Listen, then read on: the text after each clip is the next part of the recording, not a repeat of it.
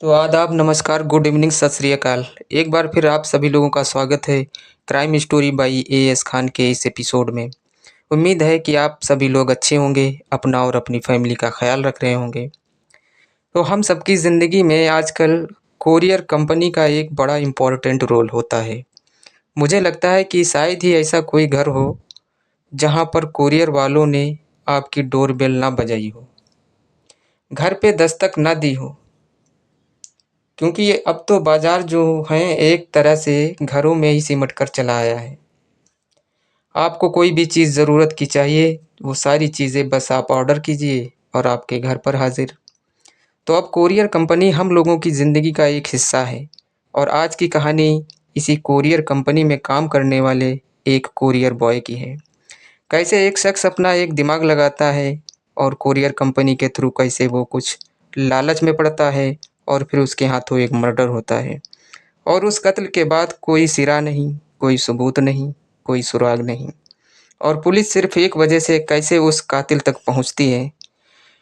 तो ये कहानी बेंगलुरु की है। बेंगलुरु से 194 किलोमीटर दूर एक इलाका है जिसका नाम है अरासी केर। इसी अरासी केरे में हेमंत नाम का एक लड़का रहा करता था। हेमंत ने एक ग्रेजुएशन तक पढ़ाई की, लेकिन फाइनल ईयर से पहले ही उसने पढ़ाई छोड़ दी और उसके पिता की डेथ भी हो चुकी थी। एक भाई था, उसका नाम था मांजा नायक। वह उसके साथ बेंगलुरु के इसी अरासी केरे इलाके में रहा करता था। पढ़ाई छोड़ने के बाद वो बेंगलुरु चला गया कि किसी नौकरी की तलाश में कोई नौकरी उसे मिल जाए। लेकिन फिर उसमें उसका मन लगा नहीं। फिर वापस वो अपने शहर आ गया। शहर आने के बाद उसने इधर उधर हाथ पैर मारे और फिर आखिरकार एक कोरियर कंपनी में काम करने लगा। यह कोरियर कंपनी वही थी जो आपके घर तक सारे सामान पहुंचाती है। इसका नाम था ई कार्ट लॉजिस्टिक। ठीक ठाक जिंदगी चल रही थी इसी हेमंत की। तभी 7 फरवरी को हेमंत के एक कुलीग का इसी ई कार्ट कंपनी से फ़ोन आता है और वो फ़ोन आता है हेमंत के भाई के पास और कहता है कि आज हेमंत दफ्तर तो आया, लेकिन उसके बाद उसने सामान पिक किया डिलीवरी का और उसके बाद गया डिलीवरी करने के लिए, लेकिन अब शाम हो गई और वो अभी तक लौटा नहीं और उसका मोबाइल भी स्विच ऑफ जा रहा है। अब जब आप कोरियर कंपनी में काम करते हैं इस तरह के डिलीवरी बॉय के तौर पर, तो आपका मोबाइल ऑन होना बहुत ज़रूरी है, क्योंकि अगला कहाँ देना है, कैसे मिलना है, कस्टमर का क्या नंबर है। लेकिन फर्स्ट डे ऐसा था कि उसका मोबाइल स्विच ऑफ था। तो उसने कहा कि बड़ी फ़िक्र हो रही है, देखो कहाँ है वो। अब उसके भाई को भी फ़िक्र हुई। उसने इधर-उधर तलाश किया। ये 7 बजे की बात है। पूरी रात ढूँढता रहा। जब रात तक नहीं मिला तो फिर अगले मॉर्निंग 8 फरवरी 2023, ये 2023 लास्ट ईयर की बात है, मानसा पुलिस स्टेशन पहुँचता है उसका भाई और रिपोर्ट लिखवाता है कि उसका भाई जिसका नाम हेमंत है, वो एक कंपनी में काम करता है, कल दफ्तर से निकला है और आज गायब है और उसका मोबाइल भी स्विच ऑफ है। अमूमन ऐसे मिसिंग के केस में पुलिस कई बार क्या करती है कि उसे लगता है कि वो कहीं अपनी मर्जी से चला गया होगा, घूमने चला गया होगा या दोस्तों के साथ इधर-उधर चला गया होगा। कुछ चीज़ें घर वालों से छुपाते हैं आजकल के नौजवान, तो उसको छुपाने के चक्कर में वो चला गया होगा, 1-2 दिन में लौट आएगा। तो पुलिस रिपोर्ट तो लिख लेती है, लेकिन सीरियसली उसको ढूँढती नहीं है। और ऐसे केस हर दिन दर्जनों के हिसाब से थाने में आते हैं। अब दिन बीतने लगा, अब भाई फिर पहुंचा थाने। वहाँ पूछा तो पुलिस ने कहा कि हम ढूंढ रहे हैं, लेकिन अभी कहीं पता नहीं चला, कोई सुराग नहीं मिला।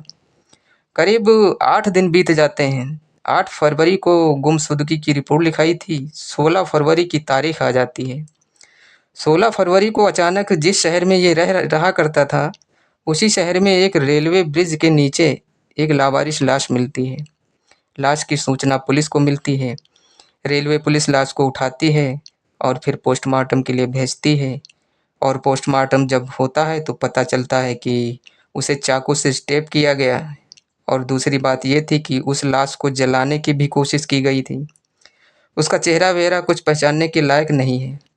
फिर जब लाश को जलाने की बात सामने आई तो अब केस मर्डर का हो गया था। तब लोकल पुलिस ने एक मर्डर का केस दर्ज किया और लाश को अपने कब्जे में लिया।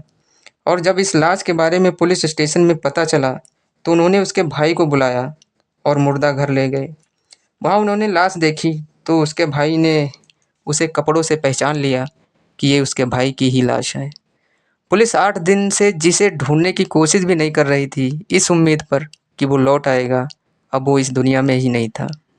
अब पुलिस पहली बार सीरियस होती है, 302 का मुकदमा दर्ज करती है और इस मर्डर की इन्वेस्टिगेशन शुरू करती है। सबसे पहले पुलिस उसके बारे में पूरी जानकारी हासिल करती है, फिर उसके मोबाइल की कॉल डिटेल को खंगालती है। कॉल डिटेल को खंगालने के बाद देखा कि आखिरी बार जिस नंबर को कॉल किया गया था, उस नंबर को चेक करते हैं और फिर उस नंबर पर पुलिस ने कॉल किया लेकिन वो मोबाइल नंबर स्विच ऑफ था। अब पुलिस को यहाँ से डाउट शुरू हुआ। इसके बाद पुलिस की टीम कौन-कौन से पार्सल और सामान थे और कहाँ डिलीवरी होनी थी, उसको चेक करती है। तो पता चला कि लास्ट डिलीवरी जो उसको करनी थी, वो इसी शहर का एक एड्रेस था और वहाँ पे जो नाम लिखा हुआ था, वो था हेमंत दत्ता। अब पुलिस की टीम उस एड्रेस पर पहुँचती है, लेकिन वहाँ जाके पता चला कि ये कोई नंबर ही नहीं है और ना ही इस नाम को कोई यहाँ बंदा रहता है। अब पुलिस को लगा कि कुछ तो गड़बड़ है। खैर पुलिस ने अपनी जाँच जारी रखी। फिर 18 तारीख को पुलिस की टीम सड़क पर जाँच पड़ताल के लिए तैनात थी। तभी अचानक पुलिस की नज़र पड़ती है एक आदमी पर, एक नौजवान पर, कि सामने से एक नौजवान आ रहा है और वो बड़ी तेज़ी से आ रहा है और उसकी पीठ पर बैग है। बैग थोड़ा भारी है, तो पुलिस को पता नहीं क्यों उसकी चाल ढंग से उसको देख के पुलिस को उस पे कुछ डाउट होता है कि ये कोई चोर तो नहीं है। तो जैसे ही वो करीब आता है तो पुलिस की टीम उसे रोक लेती है और उससे पूछती है कि कहाँ जा रहे हो? क्या करते हो? तो उसके चेहरे पर घबराहट आ जाती है। तो पुलिस कहती है कि इतना भारी बैग क्यों है? बैग खोलो। तो वो कहता है कि नहीं, मैं तो यूँ ही जा रहा हूँ घूमने के लिए। लेकिन जैसे ही पुलिस बैग खोलती है तो उस बैग के अंदर से 4 पेयर स्लीपर यानी 4 जोड़ी चप्पलें और 4 जोड़ी शूज़, आज वो भी अच्छी कंपनी के। अब जब पुलिस उसको देखती है तो सोचती है कि ये बंदा 4 जोड़ी जूते और 4 जोड़ी चप्पल लेके क्यों जा रहा है? और कुछ और इसके अलावा कुछ था भी नहीं बैग में। अब पुलिस उसे शक के बिना पर उसे थाने ले जाती है और थाने ले जाने के बाद अब उससे अपने ढंग से पूछताछ करती है। इसी दौरान ये बात बाकी थानों तक भी पहुंच जाती है कि एक लड़की को पकड़ा गया है, वो थाने में है। उधर दूसरी टीम जो है, जो हेमंत के कत्ल की जांच कर रही है, वो अब भी केस में लगी हुई है। अब तक तफ्तीश में ये पता चला कि 7 फरवरी को हेमंत जब कंपनी से निकला था डिलीवरी देने के लिए हेमंत दत्ता के नाम, लेकिन उससे पहले उसे एक और डिलीवरी देनी थी और जो वो डिलीवरी देनी थी उसमें कुल 2 आइटम थे हेमंत दत्ता के अलावा।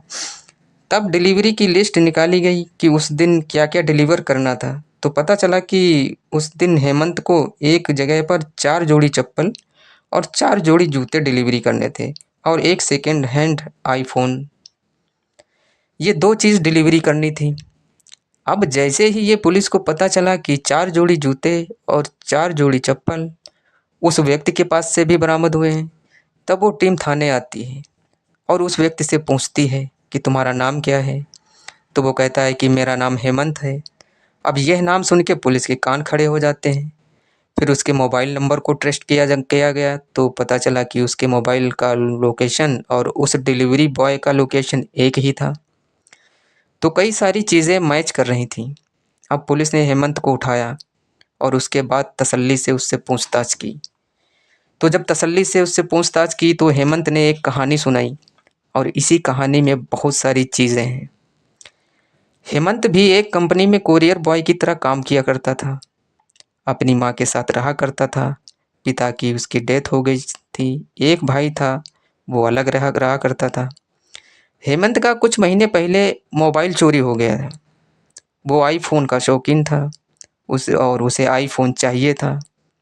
आईफ़ोन तो अब उसने एक सेकंड हैंड आईफ़ोन का ऑर्डर दिया इसी कोरियर कंपनी में, और वो पहले नौकरी छोड़ भी चुका था।